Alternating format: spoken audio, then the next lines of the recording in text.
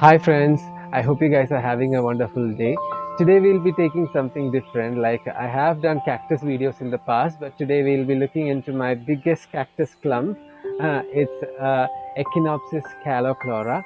It is a Brazilian native, so we'll take a look at how I care for this beautiful plant. Echinopsis calochlora is a species of cactus that belongs to the broad family Cactaceae. It is native to parts of Brazil and has a globular structure. The spines on this cactus vary from white to golden color, and they produce very fragrant night blooming flowers. They generally tend to spread out by forming huge clumps and rarely grow beyond a certain height. My plant is almost 10 to 12 years old, and you can see how much it has grown. So friends, I hope you guys are enjoying my content, and if you do, please consider subscribing to the channel and pressing the bell notification button for all future updates from the channel. Also consider sharing my content with your like-minded friends as well. So in order to keep your Echinopsis happy, you have to provide it with as much sun as possible.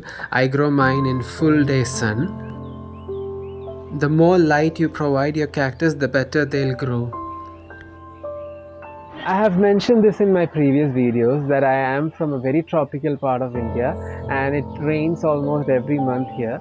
So the humidity level is very high. To get your cactus to grow in such a condition is very difficult. You have to really stay away from watering them. I only water them once a week during the peak summer months, and I water them maybe once a month or maybe 2 months in the winter season and the rainy season. Also, try not to water your cactus when it is too sunny outside. Another challenge is to get them to bloom, and that is also a big thing because cactus requires a winter dormancy to produce buds. So what I do is I give them a water dormancy. So during the winter months in the north, here it's not winter, but during the winter month, the supposed winter months, I withdraw watering completely for almost 3 to 4 months, and that water stress I think induces some buds on the plant, and that's how I get my cactus to bloom. It doesn't work all the time, but if you're lucky, you get blooms certain years. So this year I was lucky enough to get one bud from this species. It is quite rare to get them to bloom in my climate, but this year somehow my water dormancy worked and the plant was stressed enough to produce a bud. It takes almost 2 weeks for the bud to properly mature. So my cactus actually bloomed few weeks back, and it was a beautiful gorgeous white bloom, and it's a night blooming variety, so it was not easy to capture the flower, and they are very short lived. So I'll attach some videos of that beautiful bloom in this video right now. So after a long wait, I finally got to see this gorgeous bloom from this cacti. The bud completely opened around midnight and it was slightly fragrant. As you can see, it's quite a big flower, almost 4 inches in diameter. The sad part is that it only lasts for few hours and you have to enjoy it while it lasts. As soon as the sunlight gets a bit harsh, around 10 to 12 o'clock, the flower completely starts to wither off. So when it comes to propagating your Echinopsis, most species are similar. You just have to detach one piece from the mother clump and you can plant this individually.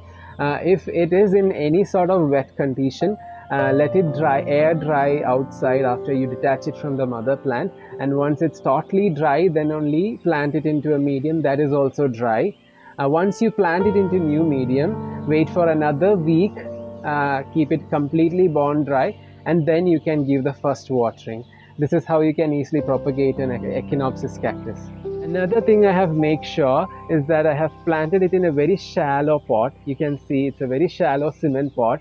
This allows the soil to dry up very faster.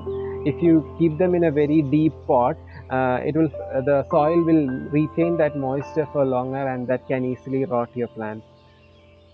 Other than some of the factors we discussed, I rarely fertilize my cactus as it easily invites a lot of fungal infections in my climate due to the high humidity. So friends, that's all for today's video. I hope you guys found my Echinopsis cactus to be interesting and cute. I hope you guys find this cactus in your local garden stores and try to grow it in your collection as well. Until next time, it's Nirmal signing off. Thanks for watching the video to the end. I hope you guys found my video entertaining and descriptive. If you find my content interesting, do check out other videos from the channel. Do give a like, share this with your friends, and comment down below.